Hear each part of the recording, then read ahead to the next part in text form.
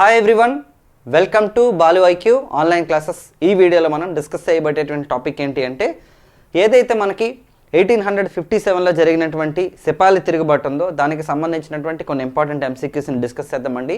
ఎందుకంటే కమింగ్ డేస్లో మనకి చాలా ఎగ్జామినేషన్స్ ఉన్నాయి. సో ఆ ఎగ్జామ్స్ అన్నింటికి కూడా డెఫినెట్గా మనకి మోడర్న్ హిస్టరీ నుంచి క్వశ్చన్స్ అడుగుతారు. Especially 1857 revolution is the most important topic అనమాట. అందులో కొన్ని ఇంపార్టెంట్ క్వశ్చన్స్ని నేను మీకు ఎక్స్ప్లెయిన్ చేస్తాను. అయితే మీరు కనుక ఫస్ట్ టైం మన ఛానల్ని విజిట్ చేస్తున్నట్లయితే ఛానల్ని సబ్స్క్రైబ్ చేసుకోండి, వీడియోని లైక్ చేసి మీ ఫ్రెండ్స్తో షేర్ చేసుకోండి. ఎవరైతే ఎగ్జామ్స్కి ప్రిపేర్ అవుతున్నారో డెఫినెట్గా ఇది అందరికి ఉపయోగపడుతుంది. అలాగే ఇప్పటిదాకా మీరు కనుక మన యాప్ని డౌన్లోడ్ చేసుకోకపోతే గూగుల్ ప్లేస్టోర్లోకి వెళ్ళి BALUIQ అని చెప్పేసి కనుక మీరు సెర్చ్ చేసినట్లయితే you can download our Balu IQ app అనమాట. సో బాలు ఐక్యూ యాప్ అనేది మీరు డౌన్లోడ్ చేసుకుంటే అందులో డిఫరెంట్ కోర్సెస్ ఉన్నాయి. ఇప్పుడు ఎగ్జాంపుల్ తీసుకుంటే మీరు కనుక complete Indian history theory course వినాలనుకుంటే కూడా మీకు అందులో అవైలబుల్ ఉంది. పాలిటీ కూడా అవైలబుల్ ఉందన్నమాట. అలాగే ఎకానమీ వచ్చేసి వెంకటేష్ పారమంజుల సార్, జాగ్రఫీ వచ్చేసి మురళీకృష్ణ సార్ కూడా చెప్పడం జరిగిందనమాట. అలాగే మీకు ఒక టెస్ట్ సిరీస్ కూడా అవైలబుల్ ఉందండి. సో మరి ఫస్ట్ క్వశ్చన్ చూద్దామండి. 1817లో జరిగినటువంటి పాయకా తిరుగుబాటుకు నాయకత్వం వహించింది ఎవరు? వెరీ ఇంపార్టెంట్ క్వశ్చన్ ఇది. 1817లో జరిగినటువంటి పాయకా తిరుగుబాటుకు నాయకత్వం వహించింది ఎవరు? బక్షి జగబంధు విద్యాధర్ మహాపాత్ర, మౌలి మహమ్మదుల్లా, జగన్నాథ్ సింగ్ అండ్ రాధాకృష్ణ దండసేనుడు. మరి ఆప్షన్ మనం చూసాం కదా, ఆన్సర్ ఏంటంటే మనకి ఏ అండి. ఓకేనండి, బక్షి జగబంధు విద్యాధర మహాపాత్ర అనమాట. వాస్తవానికి ఏంటంటే ఇది సోషల్ ఇష్యూస్, అలాగే నెక్స్ట్ వచ్చేసి మనకి రాజకీయ కారణాలు, మత కారణాలు, రకరకాల కారణాలతో జరిగిందనమాట. ఇది ఎక్కడ జరిగిందంటే ఒరిస్సాలో జరిగిందండి. మనకి ఖుర్దా అనేటటువంటి డిస్ట్రిక్ట్లో జరిగిందండి. మరి ఇక్కడ జరిగినటువంటి ఏదైతే తిరుగుబాటు ఉందో ఈ తిరుగుబాటుని అనమాట రీసెంట్గా తీసుకుంటే ఒక 5-6 ఇయర్స్ బ్యాక్ ఏం జరిగిందంటే సెంట్రల్ గవర్నమెంట్కి వెళ్ళి భారతదేశంలో జరిగినటువంటి మొట్టమొదటి సిపాయిల తిరుగుబాటుకి దీన్ని గుర్తించండి అని చెప్తే కేంద్ర ప్రభుత్వం అనమాట సూత్రప్రాయంగా అంగీకరించడం జరిగిందనమాట. సో చాలా ఇంపార్టెంట్. ఒరిస్సాలో జరిగిందనమాట పైకా తిరుగుబాటు 1817లో.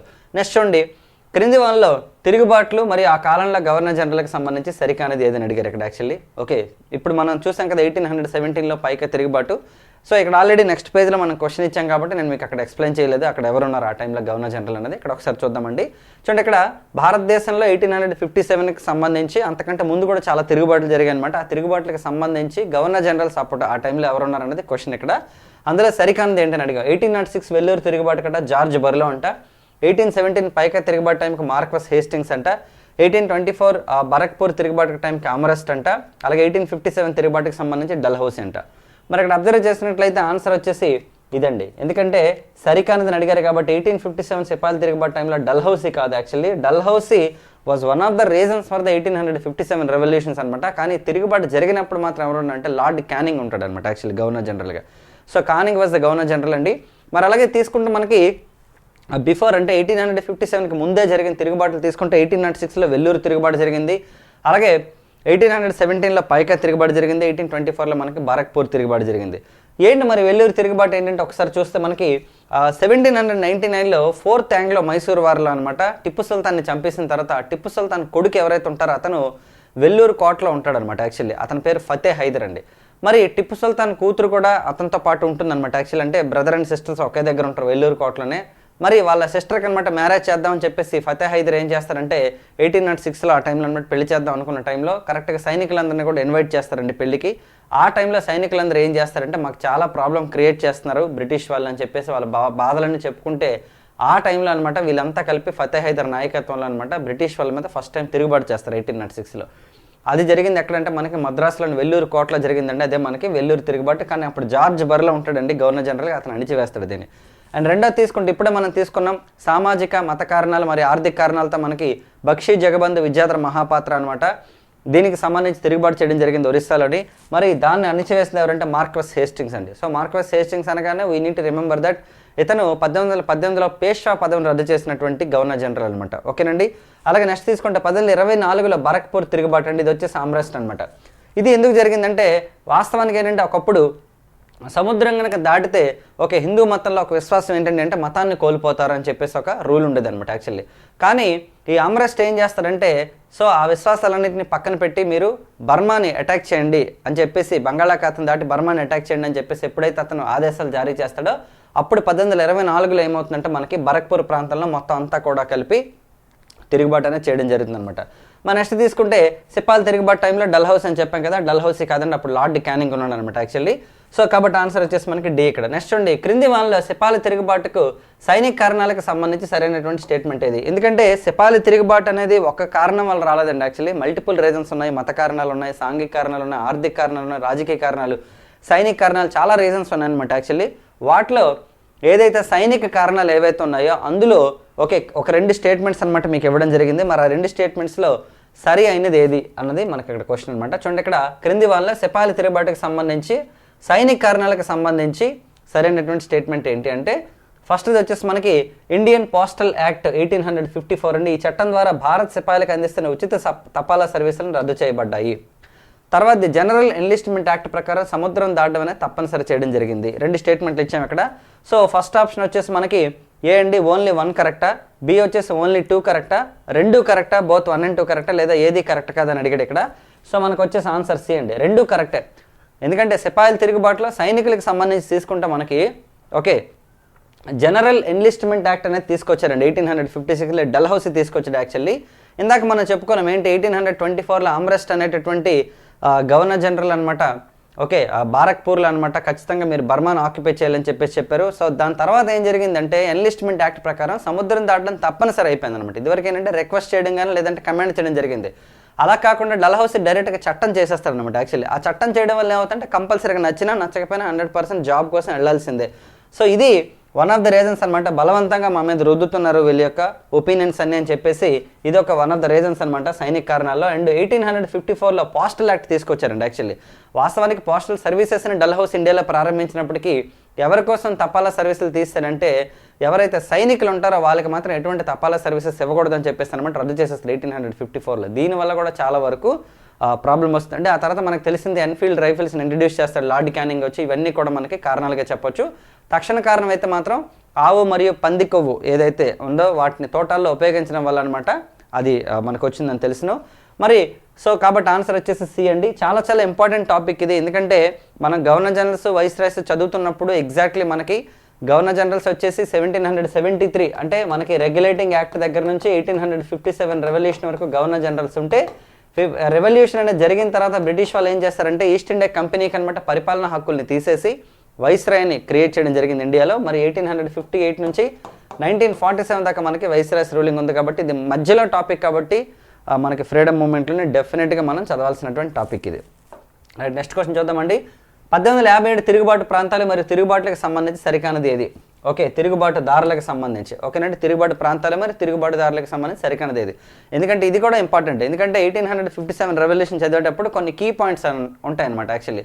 సో ఫస్ట్ జరిగినటువంటి తిరుగుబాట్లు ఎక్కడెక్కడ జరిగాయి, మరి 57 తిరుగుబాటు రావడం గల కారణాలు ఏంటి, మరి ఆ తిరుగుబాట్లు ఎక్కడెక్కడ జరిగాయి, అవి ఎవరెవరు చేశారు, వాటిని అణిచివేసింది ఎవరు, తర్వాత పరిణామాలు ఏంటి, అలాగే దాని మీద రాసిన పుస్తకాలు ఏంటి, దాని మీద రాసిన స్టేట్మెంట్స్ ఏంటి. ఒక 6 నుంచి 7 ఉంటాయి మనం మొత్తం పార్ట్స్గా చదువుకుంటే మనకి ఈజీగా గుర్తుంటుంది లాంగ్ రన్లో మనకి.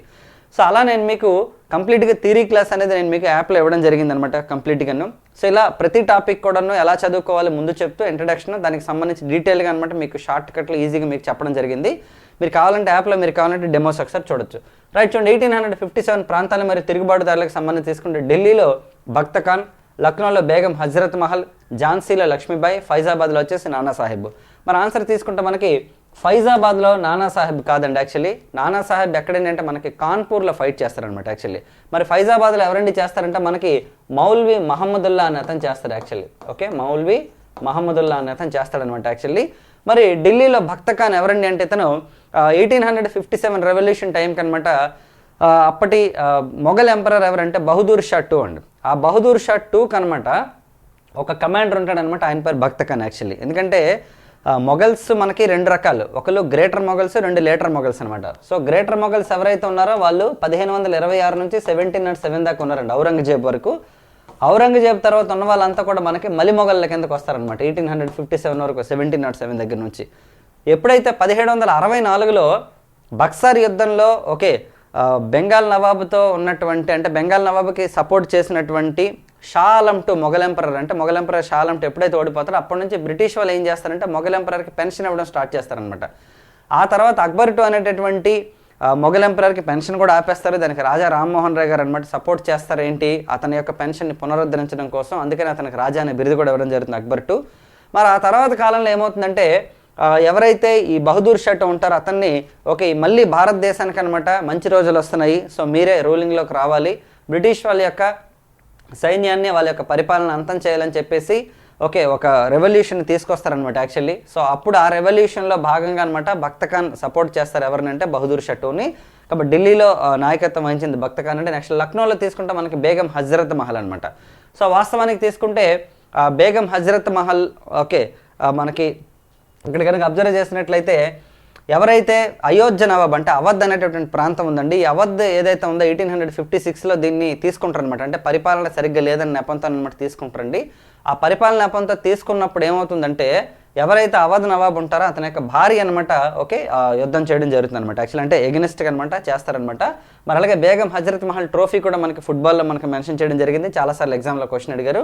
అండ్ ఝాన్సీలో తీసుకుంటే మనకి మణికర్ణిక ఓకే ఆవిడ యొక్క అసలు పేరు వచ్చేసి మణికర్ణిక అనమాట. సో ఆమె ఓకే ఎప్పుడైతే తన యొక్క కొడుకుని ఓకే ఎవరైతే దత్తత తీసుకుంటారనమాట యాక్చువల్లీ, సో తన హస్బెండ్ చనిపోయిన తర్వాత ఓకే తన యొక్క కొడుకుని అనమాట రూలింగ్లోకి తీసుకురావాలనుకుంటారు. కాకపోతే వాడు ఆ అబ్బాయి చిన్న కుర్రాడు అవడంతో ఏంటంటే సో లక్ష్మీబాయి అంటే మణికర్ణిక వచ్చేసి అనమాట ఆవిడ సిపాయిల తిరుగుబాటులో పార్టిసిపేట్ చేస్తారండి.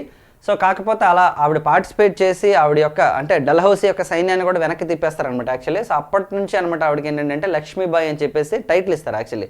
ఒరిజినల్ నేమ్ మణికర్ణిక, మనందరికీ తెలుసును ఓకే ఈ సినిమా మీద మనకి బయోపిక్ అండ్ మేము ఈమె అంటే ఝాన్సీ లక్ష్మీబాయి గారి మీద మనకి బయోపిక్ ఇక్కడ వచ్చిందనమాట యాక్చువల్లీ. కంగనా రనౌత్ గారు యాక్ట్ చేయడం జరిగింది.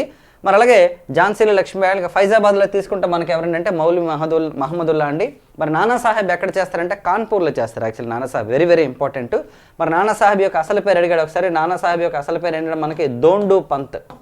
ఓకేనండి, దోండు పంత్ అనమాట, చాలా చాలా ఇంపార్టెంట్. అండ్ నెక్స్ట్ క్వశ్చన్ చూద్దామండి. 1857 తిరుగుబాటు ప్రాంతాల్లో అణిచివేసిన వారికి సంబంధించి సరికానిది ఏది? ఓకే 1857 రెవల్యూషన్ చేశారని చెప్పాం కదా నాయకులు కొంతమంది, మరి అందులో అణిచివేశారు కొంతమంది నాయకులు. ఓకేనా, నాయకుల్ని అణిచివేశారనమాట.